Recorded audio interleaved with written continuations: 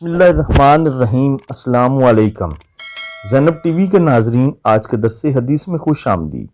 ناظرین کرام، آج کے درس حدیث کا موضوع ہے پردہ، عورت کی عزت و وقار۔ ارشاد باری تعالیٰ ہے، اے نبی صلی اللہ علیہ وآلہ وسلم اپنی بیویوں سے اور اپنی بیٹیوں سے اور مومن عورتوں سے کہہ دیں کہ اپنے اوپر سر سے پاؤں تک چادر ڈال لیا کریں، یہ زیادہ مناسب ہے تاکہ وہ پہچان لی جائیں کہ عزت دار عورتیں ہیں اور تنگ نہ کی جائیں، اور اللہ معاف کرنے والا، رحم کرنے والا ہے۔ ناظرین اکرام، مفہوم آیت یہ ہے، مسلمان عورتوں کے لیے اللہ تعالیٰ کا حکم ہے کہ وہ ہر صورت میں پردہ کریں۔